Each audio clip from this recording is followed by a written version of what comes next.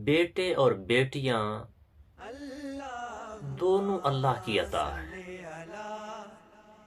بندے کا اس میں کوئی اختیار ہے ہی نہیں۔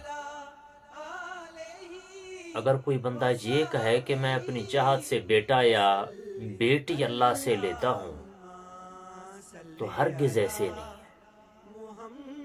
اللہ تعالیٰ کی قدرت ہے، وہ جسے چاہے بیٹا دے، جسے چاہے بیٹیاں دے۔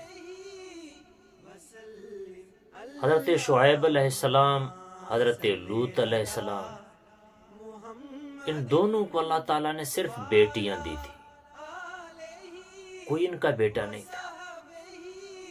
اللہ کے جلیل القدر دونوں پیغمبر ہیں، لیکن دونوں کی صرف بیٹیاں تھیں، شعیب علیہ السلام، لوط علیہ السلام۔ پھر جناب ابراہیم علیہ السلام ہے آگے، صرف ان کے بیٹے ہیں، کوئی اللہ نے ان کو بیٹی نہیں دی۔ ہمارے آقا صلی اللہ علیہ وآلہ وسلم کو اللہ تعالیٰ نے بیٹے بھی دیے اور بیٹیاں بھی عطا کی۔ تو یہ بیٹے اور بیٹیاں کا ملنا یہ بندے کے اختیار میں نہیں ہے، یہ اللہ کی عطا ہے، جسے چاہے بیٹے دے، جسے چاہے بیٹیاں دے۔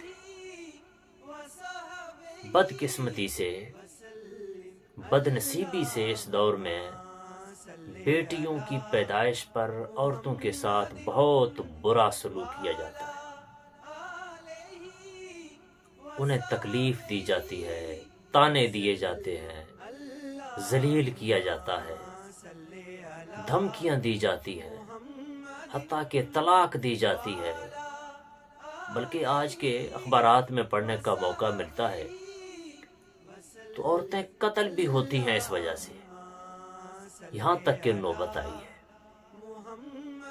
جبکہ میرے اللہ نے واضح طور پہ بیٹے اور بیٹیوں کے بارے میں جو نص ہے قرآن کی، جو صاف ظاہر ہے، جس میں فرمایا، جیسے کہ قرآنی آیت ہے، آپ اسے ملاحظہ کیجئے اسکرین پر، فرمایا کہ یَہَبُ لِمَن یَشَاءُ إِنَاثًا وَیَہَبُ لِمَن یَشَاءُ الذُّکُورَ، وہ جسے چاہے بیٹیاں دے اور جسے چاہے بیٹے دے۔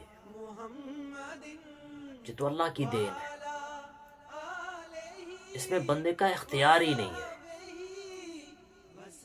اور پھر بیٹیوں کی پیدائش پر جو رنجیدہ ہونا ہے، دکھ کا اظہار کرنا ہے، اور بڑا جو ہے نا وہ غمگین ہونا ہے، یہ تو مسلمانوں کا طریقہ ہی نہیں رہا، یہ طریقہ تھا کفار کا۔ آپ ذرا آگے یہ قرآن پاک کی دوسری آیت ملاحظہ کیجئے، جس میں اللہ تعالیٰ نے واضح فرمایا کہ یہ طریقہ تو مسلمانوں کا ہے ہی نہیں کہ بیٹیوں کی پیدائش پہ غم زدہ ہونا۔ یہ کن کا طریقہ ہے یہ ذرا دیکھیں۔ فرمایا وَإِذَا بُشِّرَ أَحَدُهُمْ بِالْأُنثَىٰ ظَلَّ وَجْهُهُ مُسْوَدًّا وَهُوَ كَظِيمٌ، جب ان میں سے کسی کو بیٹی ہونے کی خوشخبری دی جاتی ہے تو دن بھر اس کا منہ کالا رہتا ہے، غصے سے بھرا ہوا رہتا ہے۔ اور اسی اگلی آیت نمبر 59 میں فرمایا کہ اس بشارت کی برائی کے سبب لوگوں سے چھپا پھرتا ہے، کیا اسے ذلت کے ساتھ رکھے گا یا اسے مٹی میں دبا دے گا۔ خبردار، یہ کتنا برا فیصلہ کر رہے ہیں۔ تو اللہ تعالیٰ نے تو فرمایا یہ تو کفار کا، مشرکین مکہ کا طریقہ تھا، بیٹی پیدا ہوئی تو گھر سے غائب ہو گئے، منہ چھپاتے پھرتے تھے کہ ہمارے گھر میں بیٹی پیدا ہو، اور بیٹیوں کی پیدائش پر وہ حد درجہ جو ہے نا افسردہ ہوتے تھے۔ پھر دو آپشن رکھتے تھے، یا انہیں زندہ درگور کر دیں یا پھر انہیں ذلت کے ساتھ اپنے گھر میں رکھیں۔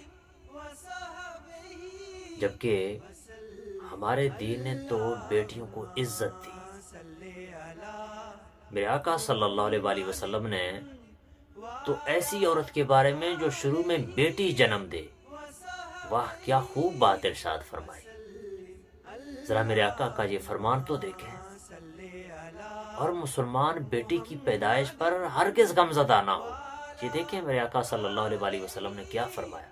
حضرت واصلہ بن اسکر رضی اللہ تعالیٰ عنہ اس حدیث کے راوی ہیں میرے آقا صلی اللہ علیہ وآلہ وسلم نے ارشاد فرمایا عورت کی برکت یہ ہے کہ اس سے پہلی بار بیٹی کی پیدائش ہو، تو ہرگز اس عورت کو منحوس نہ سمجھیں جو بیٹی جنم دے، وہ تو بابرکت ہے۔